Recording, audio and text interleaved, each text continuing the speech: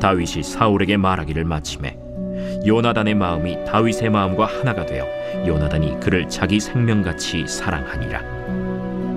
그날에 사울은 다윗을 머무르게 하고 그의 아버지의 집으로 다시 돌아가기를 허락하지 아니하였고, 요나단은 다윗을 자기 생명같이 사랑하여 더불어 언약을 맺었으며, 요나단이 자기가 입었던 겉옷을 벗어 다윗에게 주었고 자기의 군복과 칼과 활과 띠도 그리하였더라. 다윗은 사울이 보내는 곳마다 가서 지혜롭게 행하매 사울이 그를 군대의 장으로 삼았더니 온 백성이 합당히 여겼고 사울의 신하들도 합당히 여겼더라. 무리가 돌아올 때 곧 다윗이 블레셋 사람을 죽이고 돌아올 때 여인들이 이스라엘 모든 성읍에서 나와서 노래하며 춤추며 소고와 경쇠를 가지고 왕 사울을 환영하는데, 여인들이 뛰놀며 노래하여 이르되 사울이 죽인 자는 천천히요 다윗은 만만이로다. 사울이 그 말에 불쾌하여 심히 노하여 이르되 다윗에게는 만만을 돌리고 내게는 천천만 돌리니 그가 더 얻을 것이 나라 말고 무엇이냐? 그날 후로 사울이 다윗을 주목하였더라. 그 이튿날 하나님께서 부리시는 악령이 사울에게 힘있게 내리매 그가 집안에서 정신없이 떠들어대므로 다윗이 평일과 같이 손으로 수금을 타는데, 그때 사울의 손에 창이 있는지라. 그가 스스로 이르기를 내가 다윗을 벽에 박으리라 하고 사울이 그 창을 던졌으니 다윗이 그의 앞에서 2번 피하였더라. 여호와께서 사울을 떠나 다윗과 함께 계심으로 사울이 그를 두려워한지라. 그러므로 사울이 그를 자기 곁에서 떠나게 하고 그를 천부장으로 삼음에 그가 백성 앞에 출입하며 다윗이 그의 모든 일을 지혜롭게 행하니라. 여호와께서 그와 함께 계시니라. 사울은 다윗이 크게 지혜롭게 행함을 보고 그를 두려워하였으나 온 이스라엘과 유다는 다윗을 사랑하였으니 그가 자기들 앞에 출입하기 때문이었더라. 사울이 다윗에게 이르되 내 맏딸 메랍을 내게 아내로 주리니 오직 너는 나를 위하여 용기를 내어 여호와의 싸움을 싸우라. 이는 그가 생각하기를 내 손을 그에게 대지 않고 블레셋 사람들의 손을 그에게 대게 하리라. 다윗이 사울에게 이르되 내가 누구며 이스라엘 중에 내 친속이나 내 아버지의 집이 무엇이기에 내가 왕의 사위가 되리이까? 하였더니 사울의 딸 메랍을 다윗에게 줄 시기에 무홀라 사람 아드리엘에게 아내로 주었더라. 사울의 딸 미갈이 다윗을 사랑하매 어떤 사람이 사울에게 알린지라. 사울이 그 일을 좋게 여겨 스스로 이르되 내가 딸을 그에게 주어서 그에게 올무가 되게 하고 블레셋 사람들의 손으로 그를 치게 하리라. 이에 사울이 다윗에게 이르되 내가 오늘 다시 내 사위가 되리라. 사울이 그의 신하들에게 명령하되 너희는 다윗에게 비밀히 말하여 이르기를 보라, 왕이 너를 기뻐하시고 모든 신하도 너를 사랑하나니 그런즉 내가 왕의 사위가 되는 것이 가하니라 하라. 사울의 신하들이 이 말을 다윗의 귀에 전하매 다윗이 이르되 왕의 사위 되는 것을 너희는 작은 일로 보느냐? 나는 가난하고 천한 사람이라. 사울의 신하들이 사울에게 말하여 이르되 다윗이 이러이러하게 말하더이다 하니 사울이 이르되 너희는 다윗에게 이같이 말하기를 왕이 아무것도 원하지 아니하고 다만 왕의 원수의 보복으로 블레셋 사람들의 포피 100개를 원하신다 하라.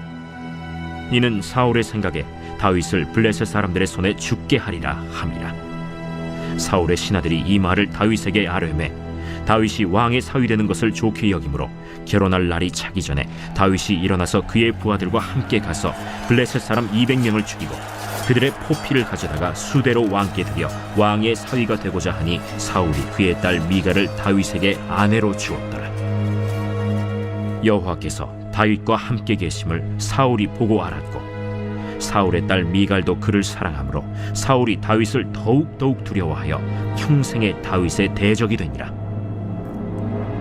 블레셋 사람들의 방백들이 싸우러 나오면 그들이 나올 때마다 다윗이 사울의 모든 신하보다 더 지혜롭게 행하매 이에 그의 이름이 심히 귀하게 되니라. 오늘 새벽에도 주님의 보좌 앞으로 나오신 성도들에게 하나님의 은혜와 평강이 함께 하시기를 축원드립니다. 오늘 사무엘상 18장 말씀 함께 살펴보도록 하겠습니다. 사무엘서는 다윗에 대한 이야기를 담고 있습니다. 다윗의 시작과 그의 죽음까지를 담고 있는데요. 다윗은 암흑 속에 있었던 이스라엘에게 한 줄기 빛과 같이 등장한 존재였습니다.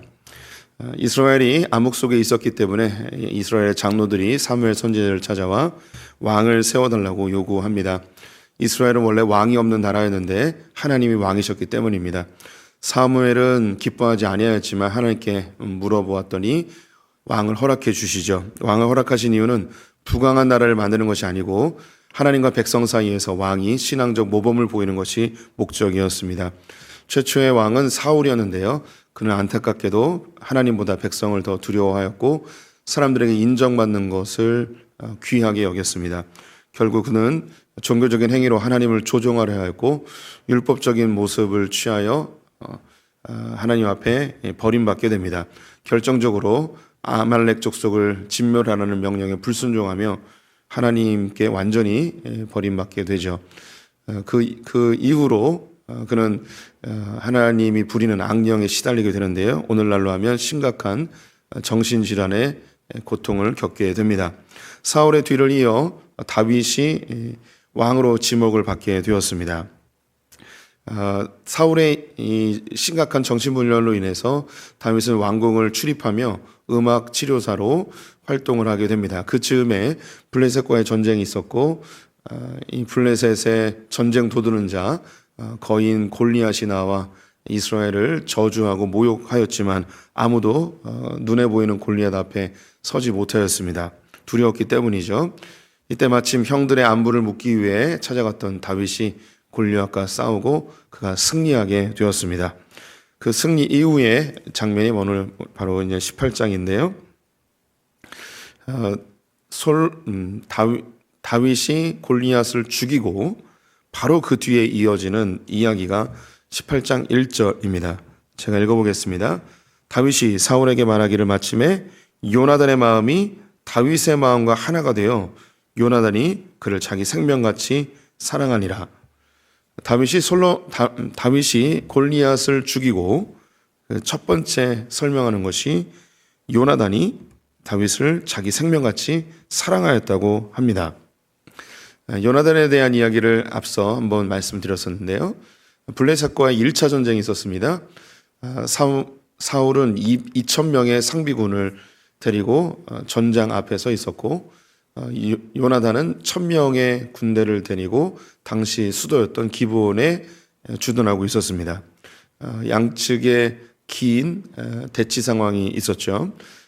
사무엘 선지자를 불러와서 전쟁을 위해 예배하고 출정을 하려고 했는데 7일이 되도록 사무엘 선지자가 오지 아니하였습니다. 백성들은 겁에 질려서 도망가기 시작했고 블레셋은 점점 전진해 오고 사무엘은 예배드리러 오질 않고 급한 나머지 사울은 직접 예배를 집례하였다가 하나님께 징계를 먹게 되죠. 그래서 오랫동안 전쟁을 치르지 못하고 대치 상황이 되어 있었는데 그때 요나단이 자기의 무기 든 자와 함께 가서 이 블레셋의 적진에 들어가 그들을 혼란케 한 그 틈을 타서 이스라엘 군대가 전쟁에서 승리하는 장면이 있었습니다. 이때에 군대들에게 사울이 명령한 게 있었는데 금식이었습니다. 종교적인 행위로 하나님을 감동시켜서 전쟁에서 승리하고자 했던 그 사울의 율법적인 모습이었죠. 반면에 요나단은 그런 종교적인 행위가 아니고 하나님에 대한 신뢰, 하나님께서 우리와 함께 하신다는 그 신뢰를 가지고 적진에 들어가 그들을 혼란케 하여 승리를 거두게 되죠. 그때 요나단의 마음속에 사울과 완전히 다른 하나님을 율법적으로 종교적 행위로 조종하려는 마음이 아니라 하나님을 신뢰하여 내가 결정하고 선택하면 하나님이 기름 부어주신다는 하나님 함께 하신다는 하나님의 신뢰로 전장에 나갑니다. 이것은 성경 전체에 흐르고 있는 율법이냐 복음이냐의 싸움이기도 합니다. 사울은 율법적인 행위로 하나님을 조종하려 했지만 요나단은 믿음으로 하나님을 신뢰하고 전쟁에 나간 이 둘의 큰 믿음의 차이가 있습니다. 그래서 이 요나단은 그의 마음속에 이 이스라엘에 하나님을 신뢰하고 하나님과 함께하는 그런 아주 믿음의 동반자, 그런 사람을 찾고 싶은 마음이 굉장히 강했습니다. 그런데 지금 누굴 발견한 거냐면 다윗을 발견한 거죠. 다윗이 자기의 마음에 완전히 합한, 자기의 마음을 사로잡는 너무 매력적인 한 소년을 발견한 거죠. 한 17살 되는 그 청년을 봤는데 너무너무 마음에 드는 거예요. 그도 그럴 것이 골리앗이 블레셋의 전쟁 도두른 자로 앞에 서 있고 이스라엘을 모욕하며 저주하고 있을 때 아무도 나가서 싸우지 못했습니다. 아무도 나가서 싸우지 못했다는 것은 요나단도 나가지 못했다는 것이죠. 아버지와는 상대적으로 믿음이 출중했던 요나단이었습니다. 하나님을 신뢰하고 블레셋의 적진에 들어가서 죽음을 무릅쓰고 전쟁에서 선두에 서서 승리를 가져왔던 그 요나단도 골리앗의 위용 앞에서는 두려운 마음을 주체하지 못하고 앞서 나가서 싸우지 못하고 있었죠. 그런데 17살짜리 청소년이 갑자기 오더니 물매들고 앞서 나가 달려가더니 이 골리앗을 물리치고 그 목을 잘라서 하나님을 향하여 높이 쳐드는 이 모습을 봤을 때 얼마나 감동이 됐을까요? 이게 단지 블레셋을 이기거나 골리앗을 죽인 것에서가 아니라 그가 했던 말들, 너는 칼과 단창으로 나오지만 난 여호와의 이름으로 나아간다. 여호와의 이름을 모욕하는 저를 어찌 가만히 놔둘 수 있느냐 하며 전쟁은 여호와께 속한 것이다 하면서 적진을 향해 달려가는 그 소년 다윗을 보며 심장이 두근거렸을 것입니다. 너무너무 마음에 들어하는 이 요나단의 고백이 고스란히 담겨 있죠. 이 다윗의 모습은 많은 사람들에게 충격을 줬습니다. 그 누구보다도 사울에게 충격을 줬습니다. 야, 이런 놈이 다 있나 하면서 너 이제 우리 집으로 가자 하면서 아버지의 집에 가지 못하게 합니다. 그래서 자기 집에 머물게 하면서 성장하는 것을 보게 되죠. 그리고 3절 말씀이 있습니다. 3절에 요나단은 다윗을 자기 생명같이 사랑하며 더불어 언약을 맺었으며 1절에 나와 있었던 이 사랑했다는 것은 그가 골리앗을 물리쳤던 그 믿음의 모습을 보고 너무 마음에 든 거죠. 여기서 이 사랑이라는 단어는 그런 뭐 어떤 그 진보적인 학자들은 이거의 동성애로 보는 너무 어처구니 없는 그런 학자들도 있습니다. 이런 그런 동성애적인 그런 사랑이 절대 아니죠. 이 동성애주의자들 때문에 남자와 남자 사이의 우정, 이 우정이라는 단어는 없어져 버리고 이걸 다 이제 사랑으로, 로맨스로, 형제간의 그 남자간의 로맨스로 이렇게 표현하죠. 우리 어르신들은 들어보셨는지 모르겠는데 브로맨스라고요.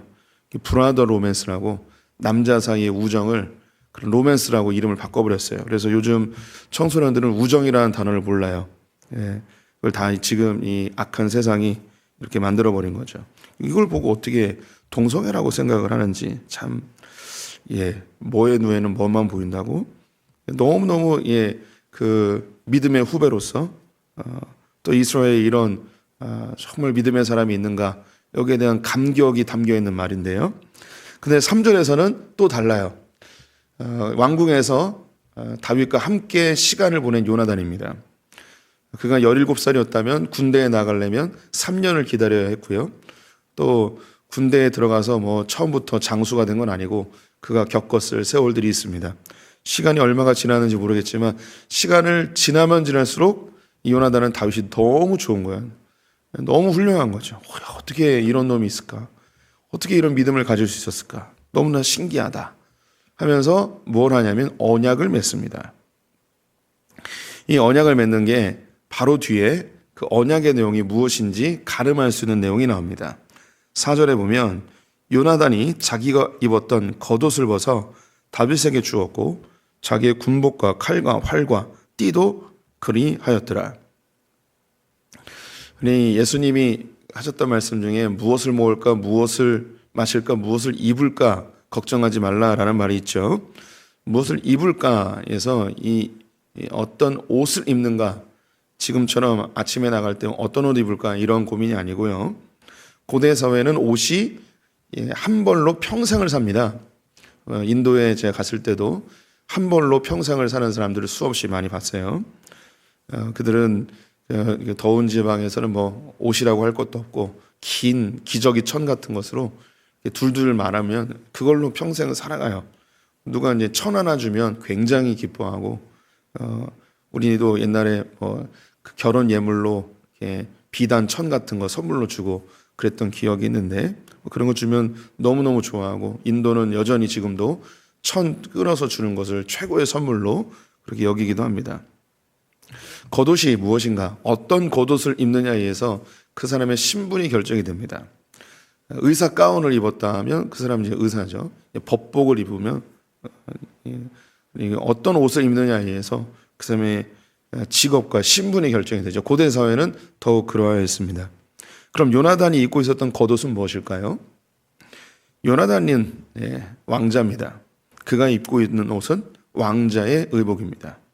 이걸 벗어서 다윗에게 주었습니다. 심지어 그의 군복과 칼과 활과 띠도 주었습니다. 이 띠는 이제 허리띠죠. 이제 고대 사회에서 허리띠는 중요한 역할을 했습니다. 그 허리띠에는 그 사람의 신분이 나타나 있는 조형물들이 주로 있죠. 왕의 띠에는 왕의 상징으로 우리나라는 뭐 봉황이나 용이나 뭐 이런 것들이 부조되어 있습니다. 이거 뭐냐면요, 왕좌를 준 거예요. 이 언약은 뭐냐면 네가 다음에 왕해라 인 겁니다. 굳이 다윗이 너 다음에 왕돼 이런 개념보다도 요나단은 자기의 모든 권리를 다윗에게 다 주고 있습니다. 자기의 옷과 자기의 군복과 자기의 신분까지도 다 주는 거죠. 이걸 다 준다고 해서 다윗이 왕자가 되거나 그의 신분이 바뀌어지거나 그건 아닙니다. 요나단과 다윗은 언약을 맺었습니다. 이 언약의 내용이 네가 다음에 왕이 되고 내가 너를 섬길 것이야. 나의 모든 권리를 너에게 포기하겠어 라는 표현이 여기에 담겨 있습니다. 이 요나단의 이 모습은 나중에 몇 번, 한 2차례 정도 다윗을 그의 왕으로 인정하는 모습을 보이게 됩니다. 다윗은 승승장구하여서 군대의 장이 됩니다. 요즘으로 이야기하면 연대장이나 사단장이나 이런 것이 되었다고 하겠습니다. 그리고 가는 곳마다 지혜롭게 행동했다고 하는데요. 지혜롭다라는 재치 있다, 혹은 현명하다 이런 뜻입니다. 그는 젊은 나이에 승승장구했고 초고속 승진을 했는데 가는 곳마다 지혜롭게 행동했다는 것은 사람들에게 미움받지 않게끔 눈치 빠르게 행동했다는 것이죠. 이 다윗의 어린 시절 우리가 알죠. 부모님에게 홀대받고 형들에게 멸시받았던 다윗입니다. 이런 환경 속에서 자라면 자연스럽게 습득되는 게 눈치입니다. 그래서 어느 곳에 가든 미움받지 않기 위해서 눈치가 굉장히 빠른 행동을 했을 것을 충분히 예상할 수 있죠. 그런 전쟁에 나가면 늘 승리하였고 어느 날 전쟁터에서 돌아오는데 예루살렘의 여인들이 노래를 불렀습니다. 사울은 천천히요, 다윗은 만만이다라는 거죠. 이 이야기가 이 사울에게 쑥 박혀 들어옵니다. 사단이 이 노랫소리를 이용하게 된 것이죠. 사울은 이미 하나님께 버림받았습니다. 자기의 뒤를 이어 누가 왕이 될지 늘 긴장하고 있었는데 다윗이 점점 힘이 강해지고 사람들의 인기를 얻는 모습을 보면서 그의 마음이 쪼그라들기 시작했고 그의 분노와 두려움은 다윗을 죽이려고 합니다. 심각한 정신분열로 인해서 이성을 잃어버리고 그가 들고 있던 창으로 음악을 타고 있는 다윗을 향해 창을 던지죠. 2번이나 던졌는데 2번 다 피하게 됩니다.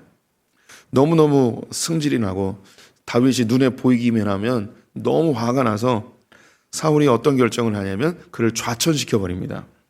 13절에 보시면 그러므로 사울이 그를 자기 곁에서 떠나게 하고 그를 천부장으로 삼음에 그가 백성들 앞에 출입하였으며, 자기 곁에서 떠나버린 거예요. 왕궁에서 생활하다가 너 나가! 해서 나가버리게 한 거죠. 천부장은요, 자기 밑에 부하가 1000명 있는 거예요. 그 전에는 뭐였냐면 군대의 장수였죠. 장이었습니다. 사단장 이런 거였는데 이제 천부장 된 건 이제 대대장, 중대장 된 거예요. 그래서 완전히 좌천시켜서 그러면은 승질 나가지고 다 때려치고 집으로 돌아갈지 모를까 뭐 이런 계산을 했을지도 모르겠습니다. 그런데 그 천부장의 자리에서도 모든 일에 지혜롭게 행하였고 여호와께서 그와 함께 계셨다고 합니다. 그로 인해서 사울은 더욱더 두려워하기 시작합니다. 저렇게 좌천시키고 한지로 내몰았는데도 저렇게 사람들에게 여전히 인기가 있네 하면서 이제 두려워하게 된 거죠. 그 다음에 내린 결단은 무엇이냐면 이놈을 내가 사위로 삼는다 하면서 적진으로 내몰아서 블레셋 사람들에게 죽게 해야겠구나라고 합니다. 그래서 첫째 딸 이제 메랍이 있는데 너 내 큰 딸하고 결혼을 해라라고 했더니 정중하게 거절합니다. 내가 누구기에 왕의 사위가 되겠습니까? 하며 거절하죠. 이스라엘 중에 자기의 가문은 너무나 미천하다는 거죠. 왕의 사위가 되려면 그래도 유력한 가문의 아들하고 하셔야지 나 같은 놈하고 하면 안 됩니다. 거절합니다. 그러면서 시간이 지나면서 첫째 딸은 다른 유력한 집안에 결혼을 시키죠. 그런데 사울이 보니까 자기 둘째 딸 미갈이 다윗을 좋아한다는 소문을 듣게 됐어요. 이거 잘 됐다. 그러면 또 이 미갈과의 결혼을 시켜서 사위가 됐으니 너 적집 맨 앞에 나가서 싸워라 하면서 조장을 하면 블레셋 사람들에 의해서 죽임을 당하겠구나라고 합니다. 첫 번째 거절을 했기 때문에 신하들을 통해서 비밀을 위해 다윗을 부추기죠.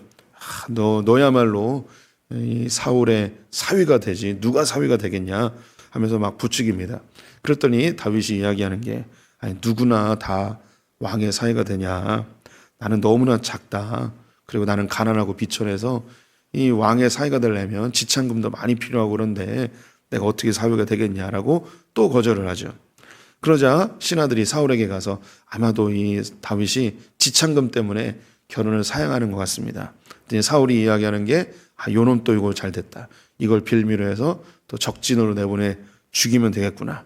너 다른 지참금 다 필요 없고 블레셋에 가서 100명만 죽이고 그놈들의 생식기에 표피를 베가지고 100개 가져오면 내가 그것을 이 지참금으로 쳐주겠다 하자 이 다윗이 블레셋으로 들어가 100명을 죽인 게 아니라 200명을 죽이고 그들의 생식기에 표피를 베서 가지고 오게 되죠.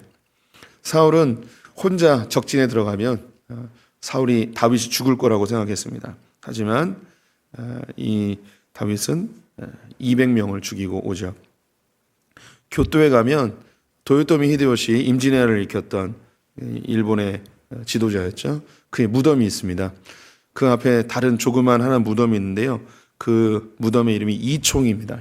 이총. 이총이 뭐냐면 귀 이자를 쓰거든요. 임진왜란 때 일본군들이 한국 조선 사람들을 죽인 표시로 귀를 잘랐거든요. 귀를 잘라오면 상금을 준다고 해서 일본 군인들이 한국 사람을 실제로 죽이지 않고 귀만 잘라서 가지고 갔는데 그것을 모아서 무덤을 만들었습니다. 그 무덤에 12만 6천 개의 귀가 묻혀 있다고 합니다. 이것처럼 당시 고대 사회에서는 몸의 일부분을 가지고 와서 그 죽인 자의 표식으로 삼았던 그런 문화들이 있는 거죠. 그래서 표피를 배우라고 해서 배워왔습니다. 그래서 결혼을 하게 됐는데 결혼을 한 이후에도 사울은 더욱더 다윗에 대한 두려움이 심해져 가고 있었습니다. 다윗이 이렇게 승승장구할 수 있었던 것은 성경에서 오늘 반복적으로 이야기하는데 여호와께서 함께 하셨다는 것이죠. 오늘 본문에서 우리 성도님들과 조금 더 그 주제로 나누고 싶은 것은 요나단의 자기의 권리 포기입니다. 그러니까 뒤에 다윗이 도망하는 세월 속에서 요나단이 결정적으로 도움을 주는데 두 번의 사건이 더 나와요. 그래서 다윗이 왕위에 오를 것 같은 그런 분위기 속에서 요나단은 자기의 모든 권리를 포기하고 너야말로 이스라엘의 진정한 왕이 될 그런 사람이다라고 인정해주는 모습이 나옵니다. 요나단은 왕자입니다. 아버지가 죽으면 자기가 왕이 되는 거죠. 다윗은 어떻게 보면 자기의 경쟁자일 수도 있고 혹은 그를 죽여야만 되는 적일 수도 있습니다. 그런데 그는 이 다윗을 차기의 왕으로 인정하고 자기의 모든 왕자의 권리를 포기하는 모습을 보여줍니다. 이것은 하나님께서 다윗에게 기름 부어 세우신 차기 왕임을 알았기 때문이고요. 그리고 하나님이 그와 함께 하심을 보았기 때문이었습니다. 그래서 그의 자기 모든 권리를 포기하죠. 앞으로 이제 요나단을 몇 번 더 보시게 될 텐데, 요나단은 저와 우리 성도님들의 모습입니다. 우리는 미친 왕과 같은 이 세상의 공중권세 잡은 자들에 속해 있는 자들입니다. 그래서 우리는 모두가 다 이 세상에서 왕이 되고자 합니다. 왕이 되고자 한다는 것은 자기 마음대로 자기 나라를 만들려고 하는 것이죠. 그래서 요한계시록을 보게 되면 하나님을 대적하는 이 세상에 있는 모든 자들을 왕들이라고 표현을 합니다. 다 자기가 스스로 하나님 되고자 왕이 되고자 하는 것이죠. 그런데 이 요나단은 다윗을 보고 자기의 모든 왕자의 권리를 포기하였습니다.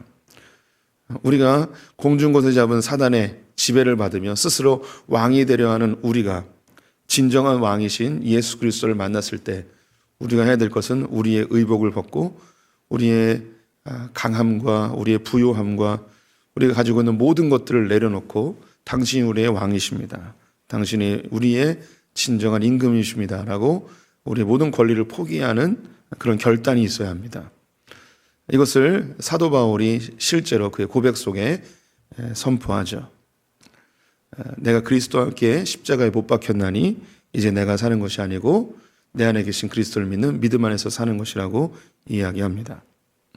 우리 마음의 왕좌, 그것을 예수 그리스도에게 내어드리고 우리는 그분 앞에 완전히 복종하고 우리는 우리의 권리를 포기하고 왕 되신 그분의 명령과 그분의 지시에 순종하는 그런 사람으로 살아야 할 것입니다. 저는 이 요나단의 모습이 너무 멋집니다.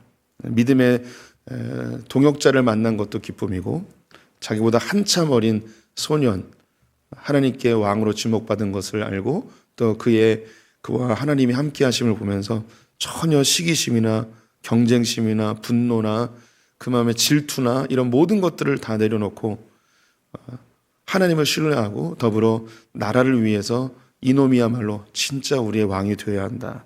자기의 모든 권리를 포기하는 인간적으로도 멋있고 하나님 안에서의 믿음의 결단도 멋있고 요나단 너무너무 매력적인 사람입니다. 저와 우리 성도님들이 우리의 진정한 왕 되신 예수 그리스도 앞에 모든 권리를 포기하는 요나단 같은 믿음의 사람 되기를 축원드립니다. 기도하겠습니다. 하나님, 다윗 앞에 자기의 겉옷과 군복과 띠와 무기까지 다 내어주며 자기의 권리를 포기한 요나단의 모습, 시기하거나 분노하거나 질투하지 않고 왕으로 인정하는 요나단의 모습이 우리에게 좋은 교훈과 모범이 됩니다. 우리 모두가 다 자기의 삶의 주인 되고 싶어하고 왕 되고 싶어하는 죄인임을 고백합니다. 우리의 진정한 왕 되신 예수 그리스도 앞에 우리의 모든 것을 내어드리며 그분께 복종하여 다스림을 받아 참된 평화와 기쁨을 누리게 하여 주시옵소서. 오늘 하루 주님께 의탁하며 예수님의 이름으로 기도드렸습니다. 아멘.